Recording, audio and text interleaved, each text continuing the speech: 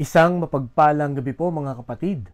Purihin po ang Panginoon sa patuloy na kanyang ipinagkakaloob sa atin na pagkakataon para tayo po ay magsama-sama upang atin pong patuloy na bigkasin, ihayag ang atin pong pagpupuri at pagpapasalamat sa kabutihan po ng Diyos sa bawat isa sa atin.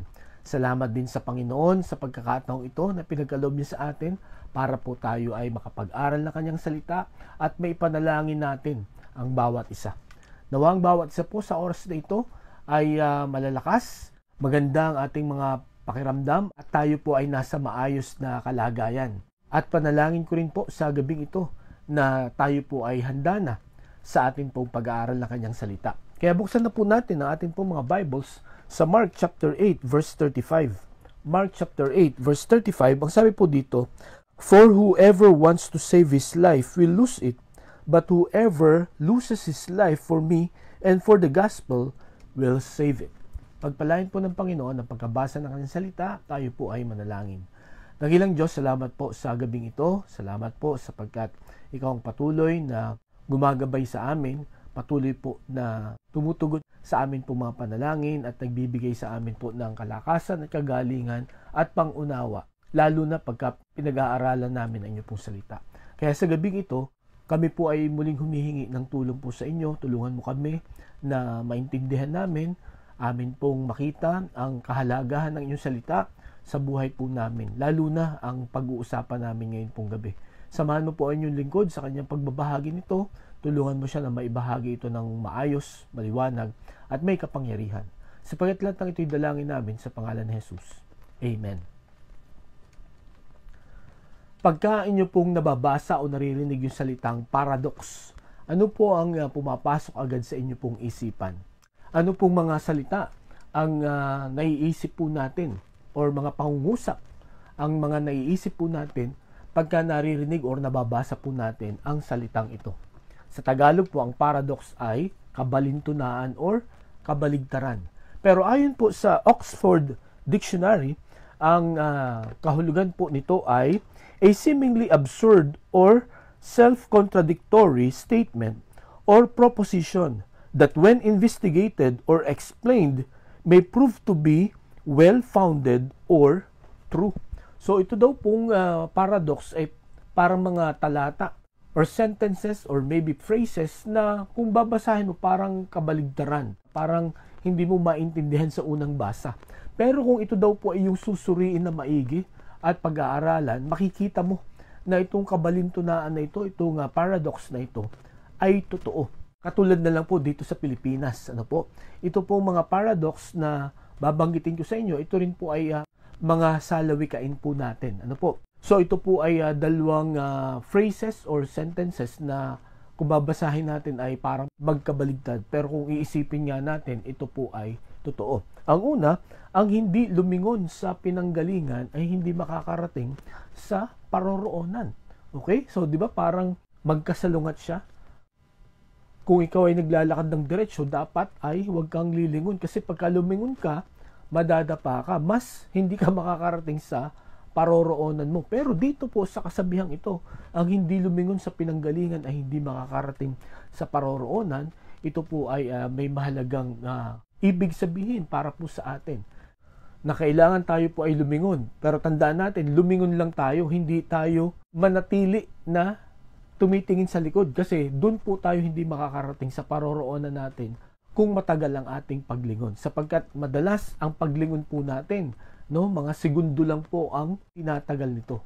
Ang practical na kahulugan po nito sa ating pong buhay ay tingnan natin kung saan tayo nanggaling sa ating pong pag-unlad para ma-appreciate po natin, maging mababa ang ating loob at maging mapagpasalamat po tayo, at maging matulungin din, sapagkat kung titingnan natin yung ating pong nakaraan at sa sitwasyon natin ngayon, makikita natin yung pag-unlad at tutulungan din natin yung iba, di po ba? So yun ang ibig sabihin ng salawikain na yun. Ang isa pa po na salawikain na madalas natin pong naririnig ay yung ang masamang damo ay matagal mamatay. So ito ay parang contradictory ulit, di ba? Pagka masama yung damo, masama yung tubo ng damo, anong ginagawa mo? Di ba dapat ay iyong putulin agad, tabasin agad kasi nga masama siyang damo eh.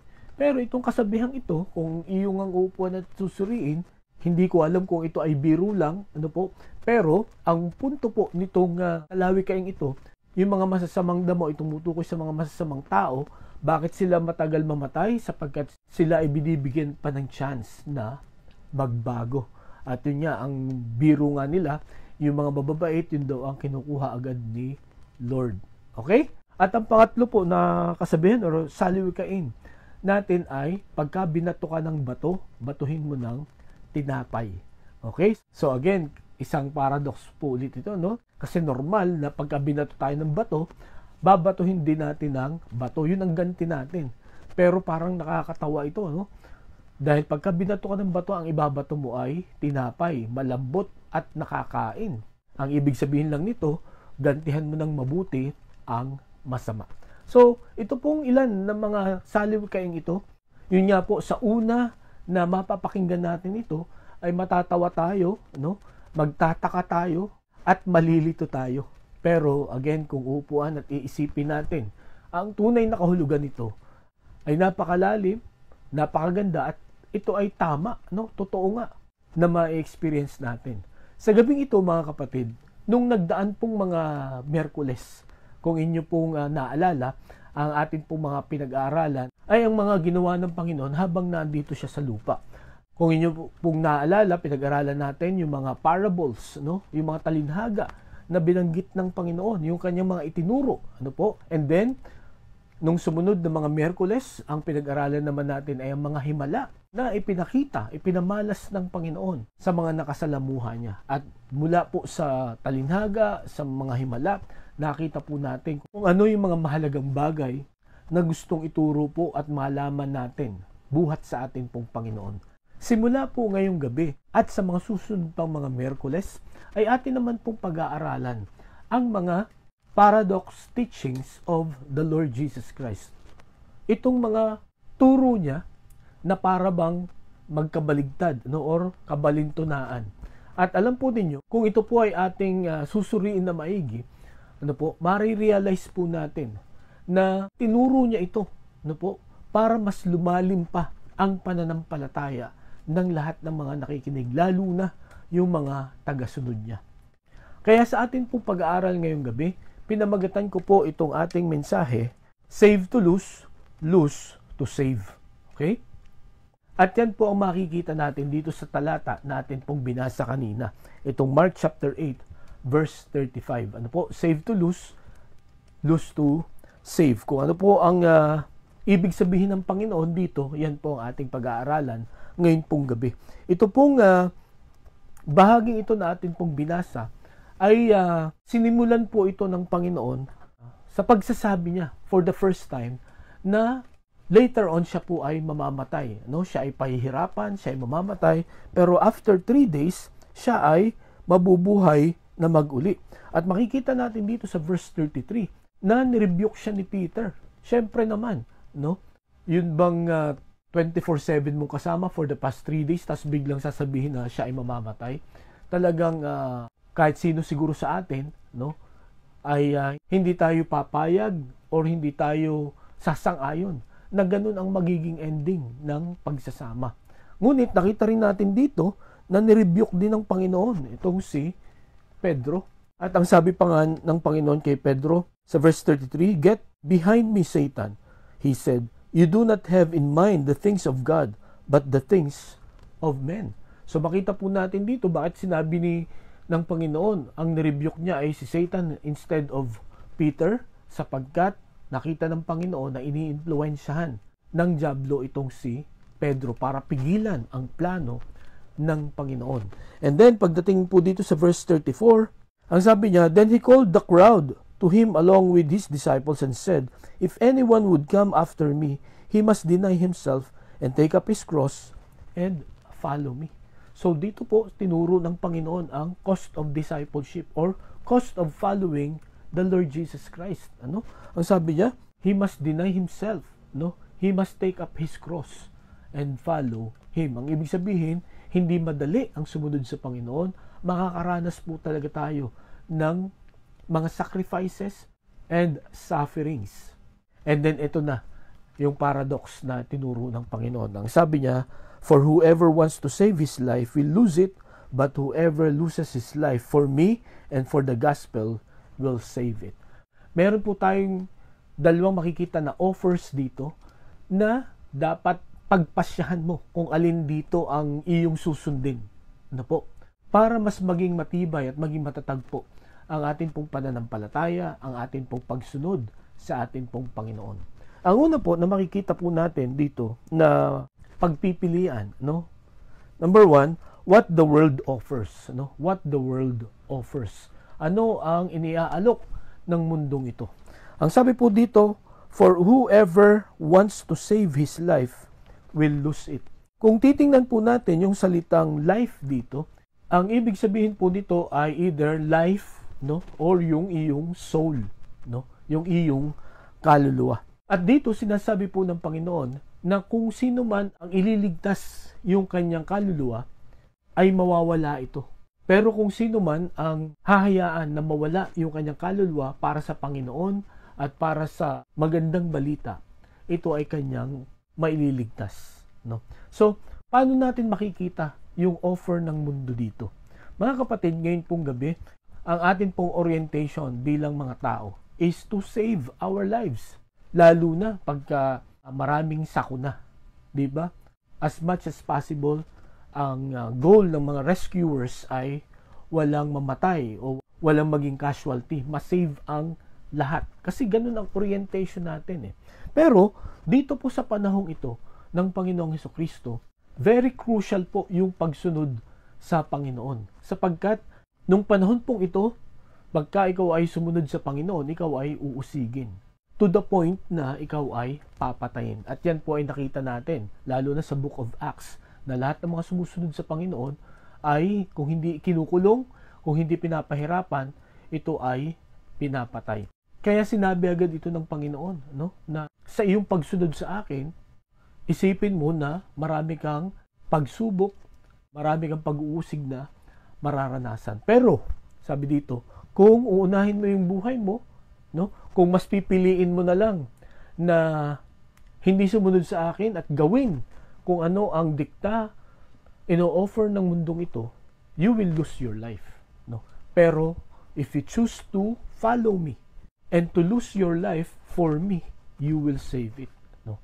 Okay, so ano ba yung ino-offer ng mundong ito? Kung babasahin po natin ang 1 John chapter 2 verses 15 and 16, "Do not love the world or anything in the world. If anyone loves the world, the love of the Father is not in him. For everything in the world, the cravings of sinful man, the lust of his eyes, and the boasting of what he has and does, comes not from the Father, but from the world." Dito po, ang gusto ko pong unang makita natin na inaalok ng mundong ito ay pride. Ano po? Yung yabang, yung pagkabilib sa sarili at pagtingin ng mababa sa iba. Yung feeling mo, ikaw ang pinakamagaling. Ang sabi dito, the boasting of what he has and does. Sa ibang translation, ang tawag dito ay pride of life. Totoo po yun na napakasarap sa pakiramdam. No po, na ikaw ang pinakamagaling, ikaw ang pinakamaganda, ikaw ang pinakagwapo, ikaw ang pinakamatalino, ikaw ang pinakamayaman, ikaw ang pinakasikat, no? Ikaw ay laging kailangan ng lahat, hindi makakilos ang iba kung wala kang approval, no, or wala kang tulong na ibibigay. Masarap po sa pakiramdam yun. Pero mga kapatid, pagka yan daw ay pumasok na sa ating ulo, kumbaga talagang bumilib na tayo sa sarili natin, yan po ang maglalayo sa atin sa Panginoon. At kung inyo pong maalala, ano po, sa Isaiah chapter 14, yan po ang naging dahilan kung bakit itong si Lucifer ay bumagsak, ibinagsak ng Panginoon, inihagis dito sa lupa at siya ay naging si Satan. Ano po? Dahil sa pagyayabang. At yan din po ang dahilan kung bakit si Adan at si Eva ay sumuway sa Panginoon doon po sa Garden of Eden. Nung sila po ay tinukso, nung sila po ay dinaya ng serpent sa pang-impluensya ng diablo, na pagka kinain nyo itong bungang ito, magiging katulad kayo ng Diyos na marunong. So, ang ibig sabihin, talagang gusto natin na maging sikat, na maging angat sa iba. Ngunit ito nga po ang maglalayo sa atin sa Diyos. Ito ang dahilan kung bakit si Adan at si Eva ay pinalayas, ano po, sa Garden of Eden, Ito po ang dahilan kung bakit nakakaranas po tayo ng kahirapan at tayo po ay pupunta sa impyerno dahil po sa pagsuway natin, dahil sa ang pinili natin po ay itong offer ng mundong ito, which is pride. If you will choose what the world offers, which is pride, then you will lose your life. Po? Sapagkat ito nga ang maglalayo sa atin sa Diyos. Sapagkat kung tayo po ay proud na tao, po, at talagang tayo ay believe na sa sarili natin, yun po ang magiging dahilan kung bakit hindi na natin kakailanganin ang Diyos. Hindi na tayo magpe-pray, hindi na tayo magbabasa ng salita niya, hindi na tayo makikipag-fellowship, hindi na tayo mag-worship, no? Hindi na rin tayo mag-share ng gospel sapagkat feeling natin, kaya na natin. At kung mag-share man tayo, ay ibang mensahe ang ating sasabihin, no? Na kaya mo yan, no? Hindi mo na kailangang tumawag sa Diyos. Yan po ang mga magiging mensahe natin. And as I've said, ito po ay maglalayo sa atin sa Panginoon. At alam po ninyo, pagka tayo ay lumayo sa Panginoon, yan po ang simula ng atin pong pagbagsak. Sapagkat ang sabi nga ng Panginoon sa John chapter 15 verse 5, without me, you can do nothing. No? Pagka tayo po'y lumayo sa Panginoon, wala rin pong mangyayari sa buhay po natin. Kaya mga kapatid, ngayon pong gabi, ang magandang paalala sa bawat isa. Kung uunahin po natin itong pride, itong recognition, no? Kung kaya tayo ay hindi susunod sa Panginoon, hindi maglilingkod sa Panginoon, kasi ayaw natin na mapahiya tayo o ma-reject tayo. Ang sabi ng Panginoon, you will lose it, no? Yung sinisikap mong i-save, no? O iligtas, ito ay mawawala. At kung obserbahan po natin na ganyan po ang nangyayari sa atin pong buhay, ano? Dito po sa sanlibutan. Pagka may mga tao na alam natin na pinagmamalaki nila, yung galing nila, yung yaman nila, kung inyong mapapansin, mababalitaan na lang natin po na bumagsak na sila, no? Na nasira na sila, na may issue pala sila. Di po ba? So saglit lang nila na enjoy, no? Or natamasa yung offer na pride na yon ng mundong ito. Okay? So nawa mga kapatid, maging paalala po ito sa bawat isa sa atin. Ang pangalawa na ino-offer ng mundong ito, hindi lamang pride of life, kundi pleasures, no? Lust of the flesh and lust of the eyes. So, mga kasiyahan ito na hindi naaayon sa Panginoon. At tingnan po natin kung anong mangyayari kung pagka sinave natin yung ating buhay to enjoy the pleasures of life. Ang sabi po dito sa Proverbs 21 verse 17, he who loves pleasure will become poor. Whoever loves wine and oil will never be rich. Okay? So dito po no, maliwanag na sinabi po ni Haring Solomon na kung sino man ang nagmamahal sa kasiyahan. Okay, ang kasiyahan dito ay yung kasiyahan na binibigay ng mundong ito. Okay? At ano po yun? Itong sabi dito, whoever loves wine and oil will never be rich. So, ang pleasure na madalas na inialok ng mundong ito, ayun nga, yung inuman, yung lasingan, no? At marami pang ibang mga vices or mga bisyo. Ang sabi dito, sila ay maghihirap, ano? Hindi sila yayaman. Hindi uunlad ang kanilang pamumuhay. At yun nga po, maganda na obserbahan po natin yung mga taong ganon, ano? Bagamat yung ibang mga tao, no, ay para bang sila ay umuunlad sa kabila ng kanilang mga bisyo, pero again, ang mapapansin po natin, hindi po yun nagtatagal, no? Sila po ay bumabagsak, sila po ay nagkakaroon po ng patong-patong at iba't ibang mga problema, sapagkat itong mga pleasures na ito ay ang alok ng mundo. Ito pa po ang isa na makita po natin kung kaya't dapat hindi ito ang ating kunin. Hindi po natin i-entertain itong alok ng sanlibutang ito. Why we will lose our lives, no, if we try to save it. Ang sabi po dito sa Luke chapter 12 verses 16 to 20. Ang sabi po dito, and he told them this parable. The ground of a certain rich man produced a good crop. He thought to himself, what shall I do? I have no place to store my crops. Then he said, this is what I'll do. I will tear down my barns and build bigger ones, and there I will store all my grain and my goods. And I'll say to myself, you have plenty of good things laid up for many years. Take life easy, eat, drink, and be merry. But God said to him, you fool, this very night your life will be demanded from you. Then who will get what you have prepared for yourself? So dito po, makikita natin itong isang mayaman. Ang title nga nito ay Rich Fool, isang mayaman na mangmang na sa kabila ng blessings na kanyang natanggap, ay hindi siya nagpasalamat sa Panginoon, hindi niya shinare ito sa ibang mga tao, kundi anong ginawa niya? Nung makita niya na ang dami niyang inani, ang inisip niya na gawin, sirain yung maliit na bodega niya at palakihin ito at doon ipunin lahat. At sabihin sa kanyang sarili na relax ka lang, kumain ka lang, uminom ka lang, at magpakasaya. Pero makita natin dito ang sabi ng Panginoon. It will be a short-lived pleasure. So makita po natin dito mga kapatid na kaya po sinabi ito ng Panginoon, itong Mark chapter 8 verse 35. Sapagkat darating po sa punto ng buhay natin na para bang magdadalawang isip tayo sa pagsunod sa Panginoon. Di po ba? Sabi nga ng iba, ay KJ maging Christian, killjoy, ang daming mga pleasures na mamimiss tayo pagka sumunod tayo sa Panginoon. Well, totoo po yun. Mamimiss natin itong offer ng sanlibutang ito. Pero, mga kapatid, ayon po sa ilang mga talata na atin pong binasa, kaya pinapaiwas tayo ng Panginoon dito sapagkat those offers, itong pride and pleasures are short-lived. At ito po ay makakasama sa atin sapagkat ang pride maglalayo ito sa atin sa Panginoon. At pag tayo po'y lumayo sa Panginoon, wala ding mangyayari na sa atin. Ganun din po ang mga pleasures na ito, worldly pleasures na ito. Ito po ay makakasira sa atin. Yes, mag-enjoy po tayo but only for a while. After that, patong-patong na mga problema ang atin pong makakaharap.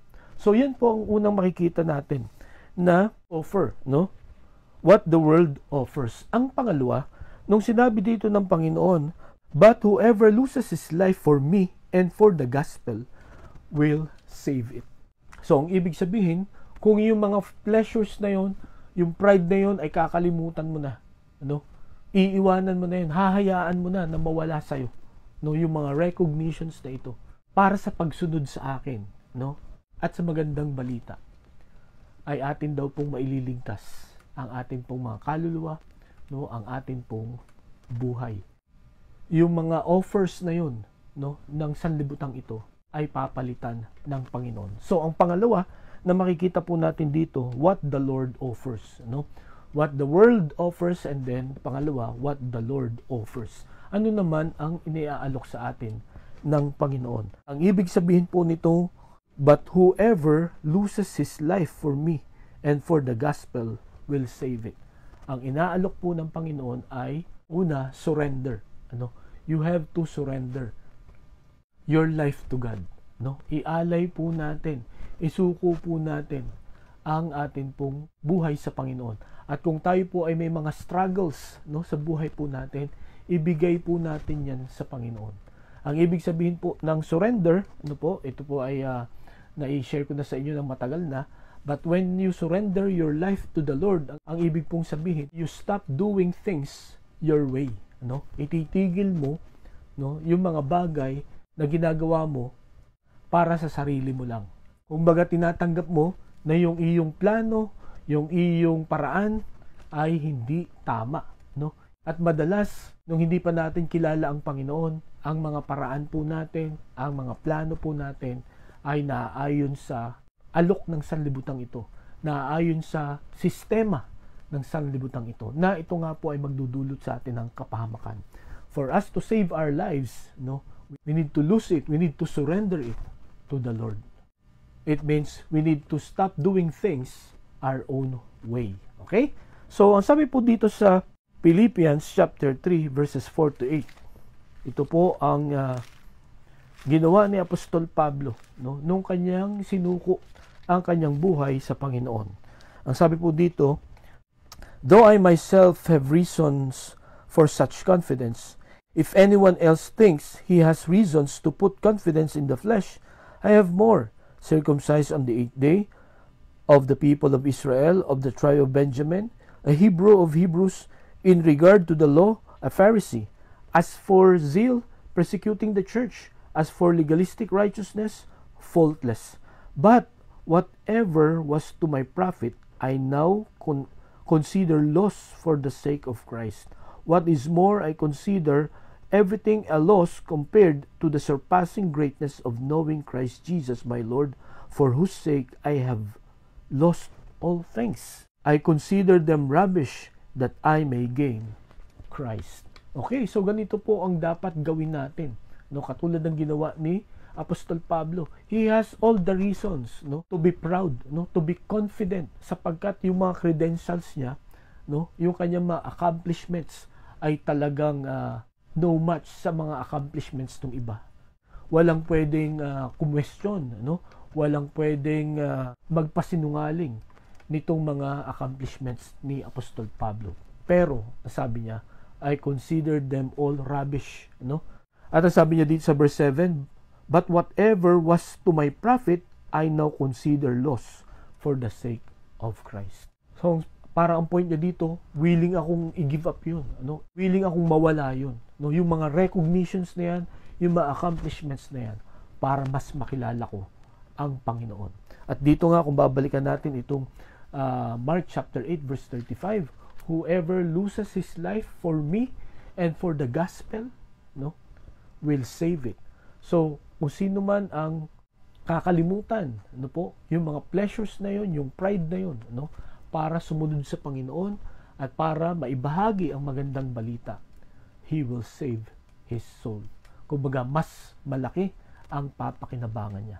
So, ang una na offer ng Panginoon, you need to surrender, no, everything to the Lord. Your life, your accomplishments, no, your everything. Katulad po ng ginawa ni Apostol Pablo. Sa gabing ito, mga kapatid, naisuko nyo na po ba ang buong buhay ninyo? Ang lahat-lahat sa inyo, sa atin pong Panginoon. Ipagkatiwala natin sa Kanya yung ating past, yung ating pong present, yung ating pong future.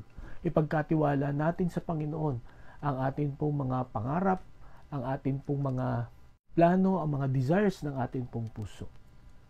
At ipanalangin po natin, no, na ilinya ng Panginoon yung kalooban natin sa kalooban niya.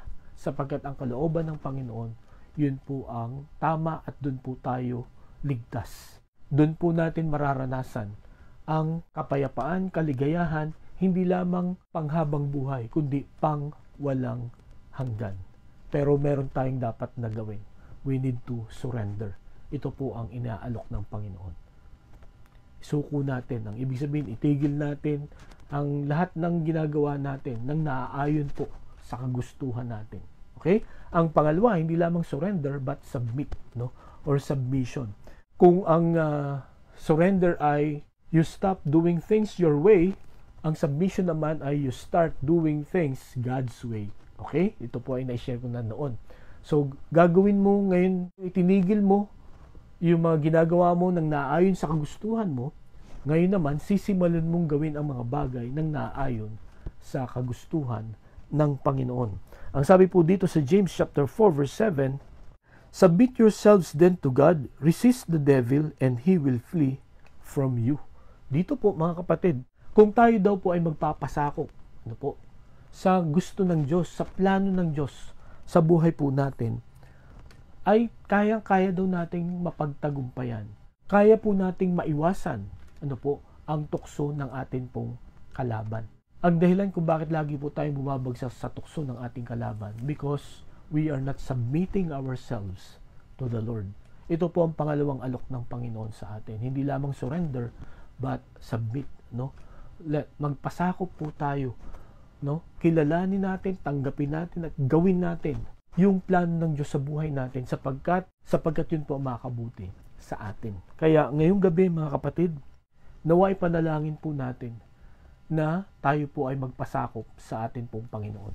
Ang sabi pa po sa 1 Peter chapter 5 verse 6, humble yourselves therefore under God's mighty hand, that He may lift you up in due time. Okay? Tayo daw po ay magpakumbaba. No? Again, ito po ay isang paraan ng atin pong pagpapasakop sa ating pong Panginoon. No? Kikilalanin natin na yung kanyang kapangyarihan, yung kanyang plano, no po, yung kanyang paraan ay pinakamabuti. At yun po ang dapat nating sundin. At ang sabi niya dito, pag tayo nagpakumbaba sa Panginoon, itataas niya tayo sa takdang panahon. Okay? So, mabuti ang mangyayari sa atin pagka sinunod natin ang Panginoon. At ang panghuli, ang sabi dito, sa 1 John chapter 2 verse 17, "The world and its desires pass away, but the man who does the will of God lives forever." So, ito na po. Ito po ang napakagandang pangako ng Panginoon. Kung kaya't kailangan nating iwasan itong alok ng sanlibutan because the offers of this world will pass away. But, ang sabi po dito, a man who does the will of God lives forever. So, ang ibig pong sabihin, itong mga blessings na matatanggap natin sa pagsunod natin sa Panginoon. No? Hindi lang natin ito may enjoy habang tayo po ay nabubuhay, kundi ito po ay pangwalang hanggan. Kaya sinabi ng Panginoon dito sa Mark chapter 8 verse 35, "For whoever wants to save his life will lose it, but whoever loses his life for me and for the gospel will save it." Okay? Ngayong gabi mga kapatid, nawa ang piliin natin ay yung alok ng Panginoon, hindi yung alok ng mundong ito. Sapagkat ang alok ng mundong ito, ang pride, ang mga pleasures, yung lust of the flesh and lust of the eyes, yung pride of life, may enjoy po natin yan, pero panandalian lang. After that, kapahamakan po ang kapalit nito. But, if we choose what the Lord offers, no, kailangan isurrender natin ang buhay natin, tayo po ay magpasakop, no? Let us submit to the Lord. And sabi ng Panginoon, promise niya, we will save our lives. And we will save this life, not only for this life, but forever. Nawa mga kapatid, ngayong gabi, ma-enjoy po natin ang kabutihan at pagpapala ng Panginoon, hindi lamang sa buhay na ito, kundi hanggang sa walang hanggan. Tayo po'y manalangin. Salamat po sa inyong paalala sa amin. Salamat po sa paradox na ito. Ito po ay mahirap intindihin at mahirap gawin. Pero dalayan ko po sa gabing ito, Panginoon, tulungan mo kami na laging piliin ang paraan, ang plano, ang kalooban, ang pagkilos ng Panginoon. Sapagkat hindi kami mawawala at hindi kami mapapahamak kung ito po ang aming pagsisikapan na gawin, Panginoon. Tulungan mo kami na maiwasan ang alok ng mundong ito. Tulungan mo kami na mapaglabanan ito at mapagtagumpayan ito sa inyo pong biyaya. Salamat po sa gabing ito. Ito ang aming dalangin sa pangalan ni Jesus. Amen. Maraming salamat po ulit sa inyong pakikinig. Pagpalain tayo ng Panginoon. Mag-ingat po tayo at magandang gabi sa bawat isa.